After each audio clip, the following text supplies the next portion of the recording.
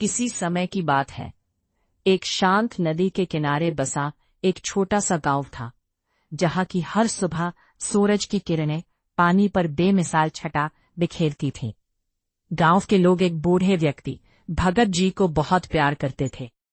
भगत जी अपनी लंबी सफेद दाढ़ी और गहरी मुस्कान के साथ हमेशा निरंकार के प्रति कृतज्ञता प्रकट करते रहते थे। उनका जीवन एक साधारण लेकिन गहन विश्वास से भरा हुआ था।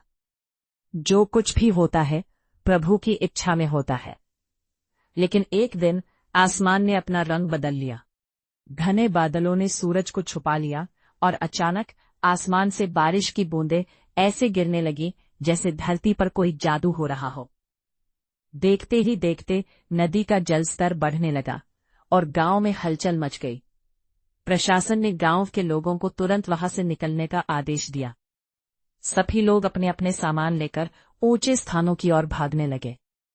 इस बीच भगत जी अपने घर की छत पर बैठकर सिमरन में लीन थे। उनकी आंखें बंद थीं और वो प्रभु की भक्ति में डूबे हुए थे। तभी एक नाविक उनकी ओर दौड़ा, चिल्लाते हुए, भगत जी, जल्दी करें, पानी बहुत बढ़ रहा है, नाव में बैठ जाइए। भगत जी ने मुस्कुराते हुए कहा, बेटा तू जा, मुझे मेरे निरंकार पर पूरा भरोसा है, वही मुझे बचाएगा। नाविक निराश होकर चला गया।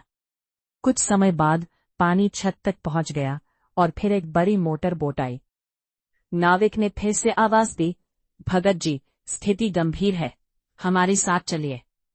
भगत जी ने फिर वही उत्तर दिया, मेरा प्रभु अंग संग है, वही मेरी रक्षा करेगा। यह सुनकर नाविक ने भी हार मान ली और चला गया। अंत में जब पानी उनके गले तक पहुंच गया तो एक हेलीकॉप्टर ने मदद के लिए रस्सी फेंकी। बचाव दल ने चिल्लाया, इसे पकड़ लीजिए वरना आप डूब जाएंगे।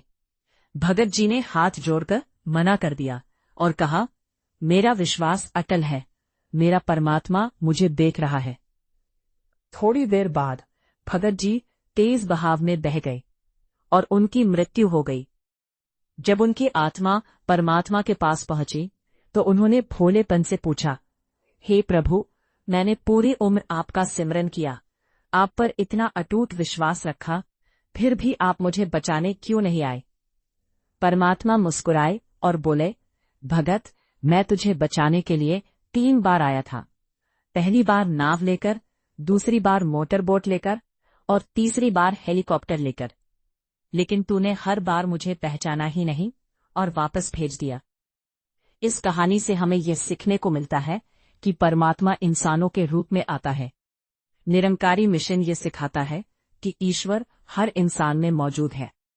हमें उनके द्वारा दी गई मदद को पहचानना चाहिए और विश्वास रखना चाहिए। केवल नाम जपने से काम नहीं चलता, हमें सही समय पर सही कदम भी उठाने पड़ते हैं। सेवा, सत्संग और सिमरन का अर्थ यह भी है कि हम जागरूक रहें और हर जीव में उस निरंकार के दर्शन करें। किसी समय की बात है,